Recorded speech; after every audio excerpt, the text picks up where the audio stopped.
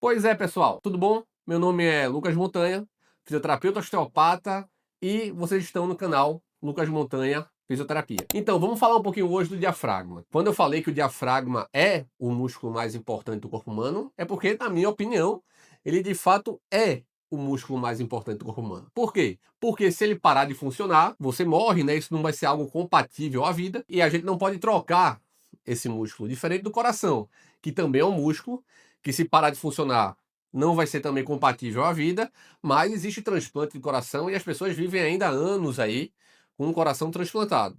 Isso não acontece com o diafragma, tá?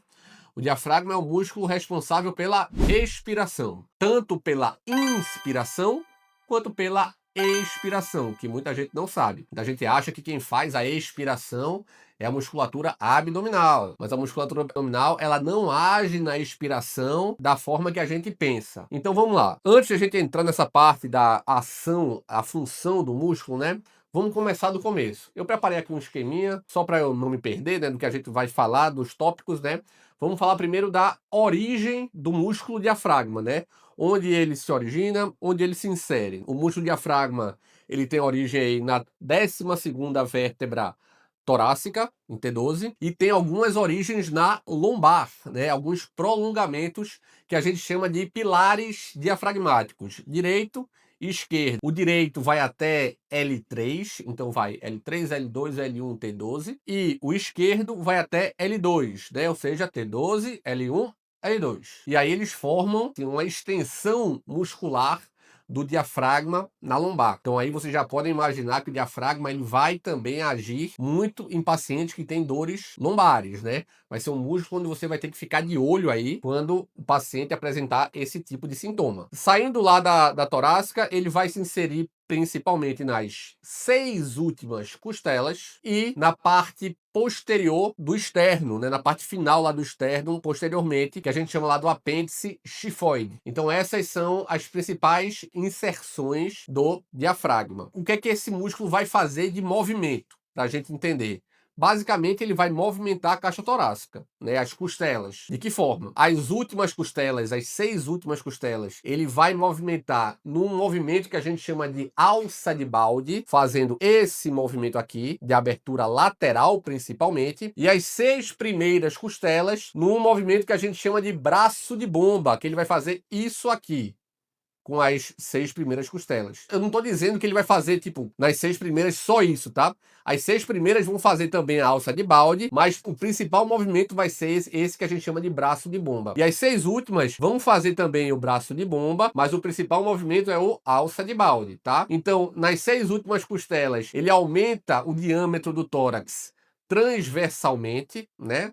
Lateralmente, e nas 6 primeiras costelas, ele vai aumentar o diâmetro do tórax antero-posteriormente. Então essa é a função, né? Isso aí acontece justamente para permitir a expansão pulmonar e a descida desse diafragma, né? Ele tem um formato de cúpula, na inspiração ele desce, na expiração ele sobe. Inspiração ele desce, expiração ele sobe. Outra coisa importante, o diafragma tem 2 cúpulas, ele é meio que assim, tá? A cúpula do lado direito, ela é mais alta do que a cúpula do lado esquerdo, justamente porque aqui embaixo fica o fígado, né, que é um órgão bem alto, que fica praticamente dentro da cavidade torácica do lado direito, então ele fica meio que empurrando essa cúpula diafragmática para cima. Já do lado esquerdo a gente tem o estômago, mas é um órgão um pouco mais baixo do que o fígado, então essa cúpula ela acaba abaixando mais, ficando mais ou menos assim, ó, nesse posicionamento. Isso também é algo que é importante vocês saberem. O diafragma ele tem um centro branco tendinoso, que a gente chama de centro tendíneo do diafragma. Tá vendo? Toda essa região branquinha aqui, isso aqui é a parte do tendão do diafragma, tá? Ele é bem central. E você tem aqui, ó, um orifício que é o da veia cava, né? Por onde a veia cava ela passa para poder ir até o coração ou ir até os tecidos, tá? Além dele, a gente também tem o orifício da aorta, que passa por aí também, onde passa a artéria aorta, que é uma artéria muito importante, e o esôfago. também vai passar próximo aí a esse centro tendíneo, para ligar aí a parte lá da língua, né, da faringe até chegar no estômago. Uma coisa importante é que todos esses orifícios, eles passam nesse centro tendíneo justamente por não receber pressão. Você imagina que se toda vez que a gente respirasse, esses orifícios diminuíssem ou fechassem, o que ia acontecer, né? Tá passando lá sangue pela aorta, a gente respira, o sangue passa de passar. Não pode, né? Então, esse centro tendíneo, ele é justamente uma área que não sofre pressão muscular, independente de você estar inspirando ou expirando, o diâmetro desse orifício vai estar sempre o mesmo. Então, a veia cava e a aorta, principalmente, que passam por eles, né, não vão sofrer nenhum tipo de alteração. Já o esôfago, ele pega ainda questões musculares, principalmente vindas lá dos pilares diafragmáticos que a gente falou. Eles vão formar o que a gente chama de orifício esofágico aí, né, do diafragma, e vão acabar sofrendo aí algumas questões musculares, né? Uma coisa importante é que nesse orifício esofágico passa o nervo vago, que eu vou gravar um vídeo depois falando um pouco sobre ele,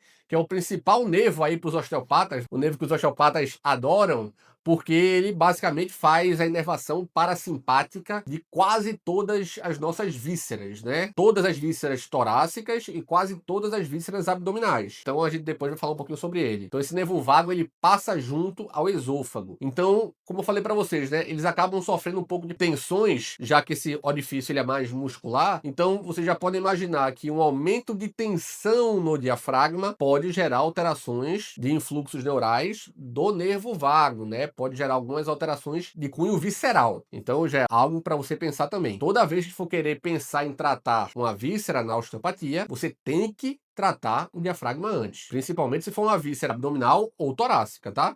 Víscera pélvica, nem tanto, mas víscera torácica ou víscera abdominal, obrigatoriamente você vai ter que mexer no diafragma também, que é algo importante. A inervação do diafragma, ela é feita principalmente pelo nervo frênico, que sai lá de C3 a C5 na coluna cervical, grande parte da parte sensitiva e da parte motora do diafragma, e a gente tem dois outros nervos, o nervo subcostal, que sai lá de T12, e os 6 últimos nervos intercostais vão ajudar também a fazer a parte principalmente sensitiva do diafragma. A parte motora é praticamente toda aí do nervo frênico, tá bom? E as relações, né? O que é que esse músculo tem de relação com as vísceras, né?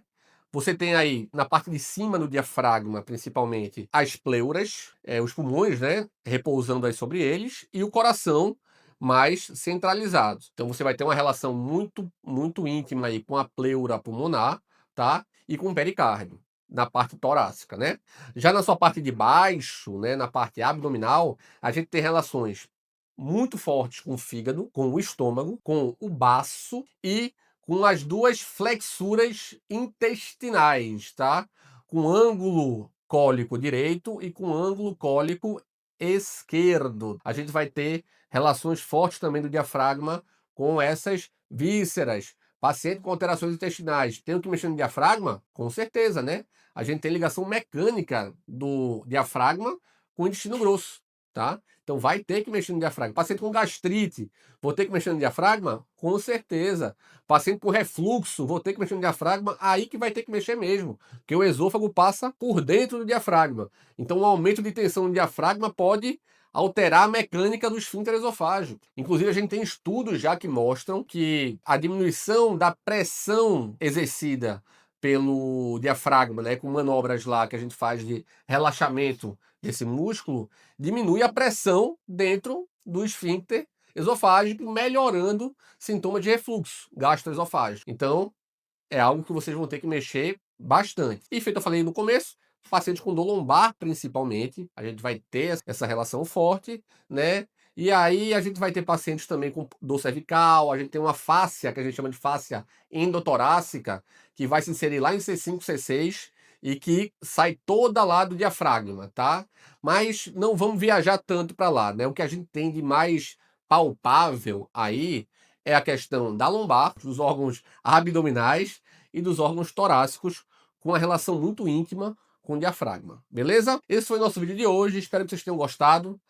O diafragma, de fato, é um músculo assim que me fascina bastante, estudo muito sobre ele, nas minhas aulas, nos meus cursos, sempre falo muito dele, não pode faltar pelo menos umas 3 técnicas aí, relaxamento do diafragma, que eu sempre passo nos cursos. Bem, gente, então esse foi o nosso vídeo sobre o diafragma, né? Não esquece de deixar seu joinha aí, clicar no sininho para sempre que sair um vídeo novo vocês receberem a notificação e comenta, compartilha com amigos, com fisioterapeutas que vocês conhecem. Vale sempre a pena a gente estar discutindo e conversando sobre a fisioterapia para poder cada vez mais a gente enriquecer a nossa área.